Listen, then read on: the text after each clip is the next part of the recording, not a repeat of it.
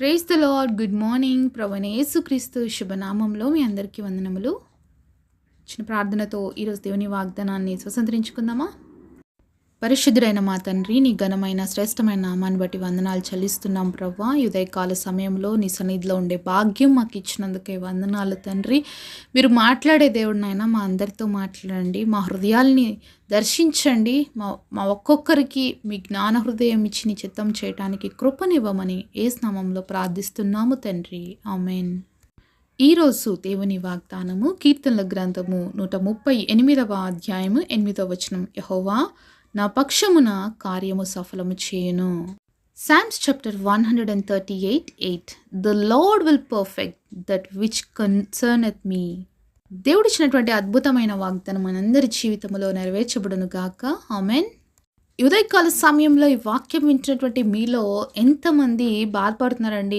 నేను ఎంతగా పని చేస్తున్నా, నేను ఎన్ని కార్యాలు తలపెట్టినా అవేమీ సఫలం అవ్వట్లేదు అని మీరు బాధపడుతున్నారా? ఆలోచిస్తూ కూర్చున్నారా? అయితే దేవుడిచ్చిన అద్భుతమైనటువంటి వాగ్దానం మీ కొరకే. ఇన్ని రోజులు మీ సొంత జ్ఞానంతో, మీ సొంత తెలివితో మీరు ప్రయత్నాలు చేశారేమో.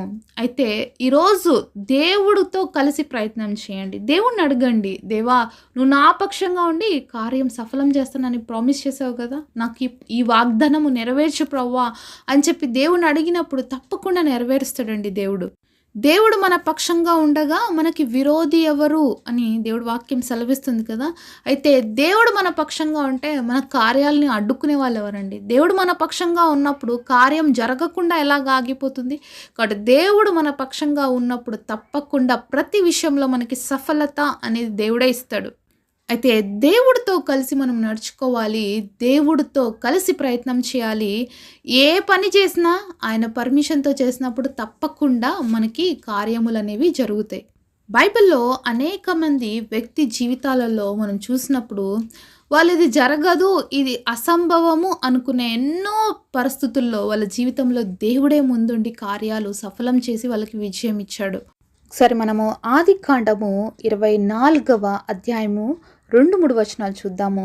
అప్పుడు అబ్రహాము తనకు కలిగిన సమస్తమును ఏలుచుండిన తన ఇంటి పెద్ద దాసునితో, నీ చెయ్యి నా తొడ క్రింద పెట్టుము, నేను ఎవరి మధ్య కాపురము ఉన్నానో ఆ కానానీయుల కుమార్తెలు ఒక దాన్ని నా కుమారునికి పెళ్లి చెయ్యక.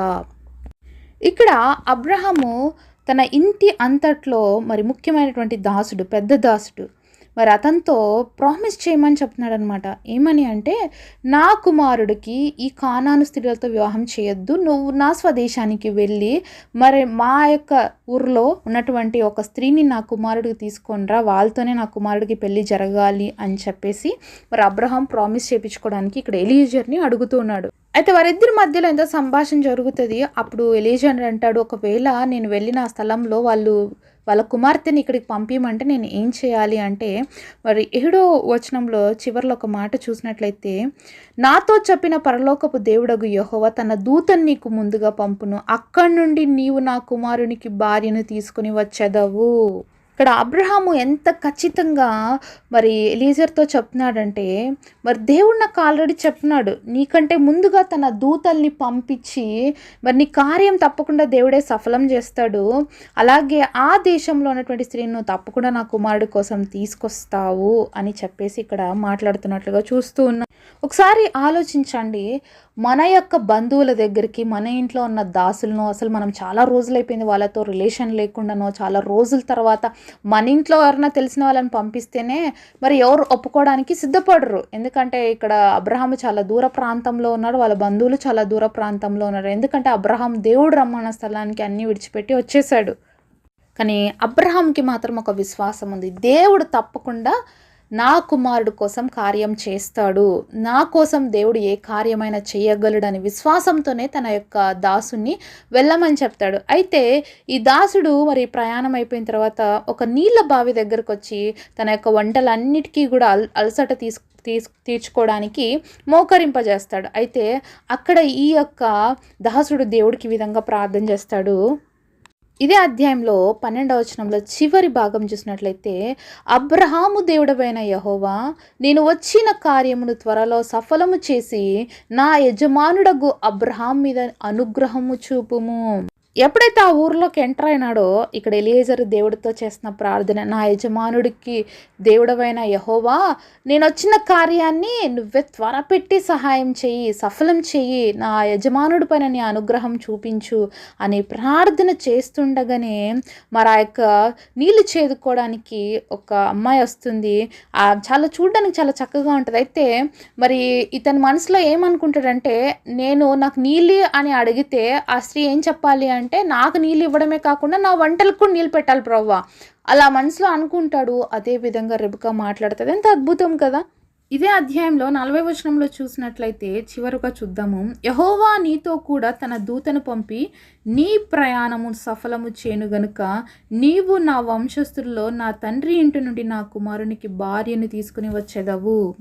ఈ మాటలు ఇప్పుడు ఎలియేజర్ మరి రిబెకా యొక్క తల్లిదండ్రులతో, అలాగే వాళ్ళ అన్న అయినటువంటి లాబాన్తో చెప్తున్నాడు అనమాట. నా యజమానుడు నాకు చెప్పాడు, దేవుడు నీతో కూడా తన దూతను పంపిస్తాడు, నీ ప్రయాణాన్ని సఫలం చేస్తాడు, ఖచ్చితంగా నువ్వు నా బంధువుల నుంచి నా కుమారుడికి స్త్రీని తీసుకొస్తావని చెప్పాడు అని గుర్తు చేస్తున్నాడు అనమాట. మరి 56వ వచనంలో కూడా చూసినట్లయితే, అప్పుడు అతడు, యెహోవా నా ప్రయాణంను సఫలం చేశాను గనుక నాకు తడువు కానియక నన్ను పంపించుడి. ఇక్కడ ఎలియేజర్తో మరి లాబాను వీళ్ళందరూ మాట్లాడుతున్నారు, కొంచెం టైం ఇవ్వండి మా అమ్మాయిని మీతో పంపించడానికి అనేసి అంటున్నప్పుడు, మరి ఇక్కడ ఎలియేజర్ చెప్తున్నాడు, లేదు దేవుడు నా ప్రయాణాన్ని సఫలం చేశాడు కాబట్టి ఇప్పుడు మీరు మాత్రం దాన్ని ఆలస్యం చెయ్యకండి. చాలాసార్లు దేవుడు మన జీవితంలో తన కార్యాలు చేస్తాడండి, కానీ మనం ఆలస్యం చేస్తాం. ఇక్కడ కూడా ఏం చెప్తున్నారంటే, మరి దేవుడు కార్యం చేశాడు, కరెక్ట్ పర్సన్ దగ్గరికి, వాళ్ళ ఇంటి దగ్గరికి మళ్ళీ ఎలియేజర్ని తీసుకెళ్ళాడు రెబెకా వాళ్ళ ఇంట్లో. కానీ వాళ్ళేమంటున్నారు, కొంచెం టైం ఇవ్వండి మా అమ్మాయిని మీతో పాటు పంపించడానికంటే. ఎలియేజర్ మాత్రం ఒప్పుకోవటం లేదండి ఇక్కడ. ఎందుకంటే నేను ఏ విధంగా ప్రార్థన చేశానో దేవుడు నా ప్రార్థనకు అలాగే జవాబిచ్చాడు. నా యజమానుడు ఏం చెప్పాడో దేవుడు అదే కార్యాన్ని నా జీవితంలో సఫలం చేశాడు. అన్నీ జరిగిపోయినాయండి. ఇప్పుడు దయచేసి మీరు లేట్ చేయకండి, ఈ కార్యం దేవుడు చేసినది కాబట్టి త్వరగా చేయండి, నేను అమ్మాయిని తీసుకొని వెళ్ళిపోవాలి అని చెప్తున్నాడు అనమాట. అప్పుడు రిబ్కాను కూడా మరి లాబాను పిలిచి అడుగుతాడనమాట, అమ్మా నీకు వెళ్ళడము ఇష్టమేనా అని అంటే 58వ వచనంలో రిబ్కాను పిలిచి, ఈ మనుషునితో కూడా వెళ్ళదవా అని ఆమెను అడిగినప్పుడు వెళ్ళదనెను. కాబట్టి వారు తమ సహోదరి అయిన రిబ్కాను ఆమె దాదిని అబ్రహాము సేవకుని అతనితో వచ్చిన మనుషుల్ని సాగనంపినప్పుడు. చూడండి, దేవుడు కార్యాలు ఎంత గొప్పగా ఉంటాయి కదా. మరి వాళ్ళు ఊహించుకోనే లేదు ఎంత గొప్ప అద్భుతమైన కార్యం దేవుడు చేశాడు. మరి అబ్రహాం చెప్పి పంపించాడు, దేవుడు నీతో అండి కార్యం సఫలం చేస్తాడని. అలాగే ఎలియేజర్ కూడా దేవుడితో అలాగే మొరపెట్టాడయ్యా నేను వచ్చిన కార్యాన్ని సఫలం చేయమన్నప్పుడు దేవుడు చేశాడండి. అంతేకాకుండా మరి రిబ్కా వాళ్ళ ఫ్యామిలీతో కూడా దేవుడే మాట్లాడి దేవుడు చిత్తం చేయటంలో వాళ్ళు కూడా ఏకీభవించడానికి ఇక్కడ ఎలియేజర్ ఒక మధ్యవర్తిత్వాన్ని కలిగి ఉన్నట్లుగా మనం చూస్తాం.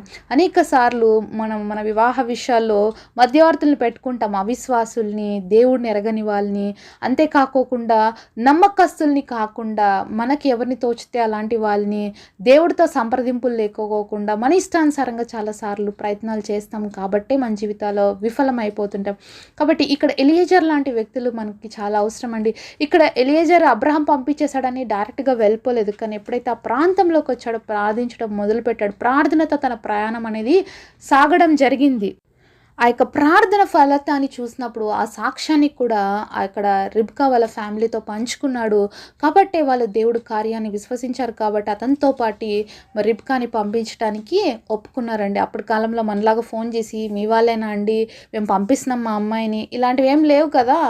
ఆలోచించండి, అలాంటి దినాల్లో కూడా నమ్మకంగా పంపించగలిగారు అంటే ఎవరి మీద విశ్వాసంతో, దేవుడి మీద విశ్వాసంతో, దేవుడు చేసే కార్యాలు బట్టి ఎంత నమ్మకంగా ఎలియేజర్ వాళ్ళతో మాట్లాడి ఉంటే వాళ్ళ కార్యం అనేది జరుగుంటుందండి. కాబట్టి మనము దేవుడి బిడ్డలుగా మన బిడ్డల వివాహాలు చూసినప్పుడు నమ్మకమైన వారిని, ప్రార్థనా పరులని వెతుక్కోవాలి. మన పిల్లలకి సంబంధాలు చూసే విషయంలో కానీ, మన పిల్లలకి ఏదైనా ప్రయత్నాలు చేసినప్పుడు వీళ్ళు రైట్ పర్సన్, వీళ్ళు ప్రార్థనాపూర్వకంగా వెళ్తారు, అలాంటి వాళ్ళని మనం పట్టుకున్నప్పుడు తప్పకుండా వాళ్ళు మన కోసం ప్రార్థన చేస్తారు కాబట్టి మనం కూడా ప్రార్థన చేస్తాం. కాబట్టి దేవుడు అన్ని రీతిలుగా మనతో వారితో కూడా నడిపించి కార్యం చేస్తాడు. ఈరోజు మీ బిడ్డల జీవితాల్లో మరి వివాహం కావచ్చు, ఉద్యోగ ప్రయత్నాలు కావచ్చు, లేకపోతే మీరు సొంత ఇల్లు కట్టుకోవాలనో, బిజినెస్ చేయాలనో, ఏవైనా కూడా మీరు ఒక వ్యక్తితో పార్ట్నర్షిప్లో వెళ్ళాలా, ఏ విషయంలో కూడా మీరు వెళ్తున్నా మొదటిగా దేవుణ్ణి మరి అడగండి, ప్రభా నేను ఈ ప్రయత్నం చేస్తున్నా నాకు సఫలతని ఇవ్వండి అని. అలాగే ఎదుటి వాళ్ళ తో కూడా దేవుడు మాట్లాడాలని చెప్పి మనం ప్రార్థన చేయడం చాలా అవసరం. ఇలా దేవుడితో కలిసి మనం ప్రయాణం చేసినప్పుడు తప్పకుండా మనతో పాటు ఈ ప్రయాణంలో యాడ్ అవుతున్న వాళ్ళని కూడా దేవుడు మన కోసం వాడుకుంటాడండి. కాబట్టి మొదటిగా మనం ప్రార్థన చేయాలి.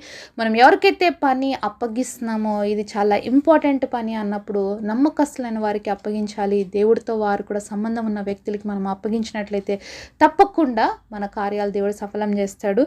కాబట్టి మీరు కూడా ఏదైనా ప్రయత్నం చేస్తుంటే దేవుడి సహాయం అడగండి. తప్పకుండా మీ జీవితంలో కూడా దేవుడే కార్యం సఫలం చేసి మీకు విజయాన్ని ఇస్తాడు. అటు కృప దేవుడు మనందరికీ దయచేయునుగాక.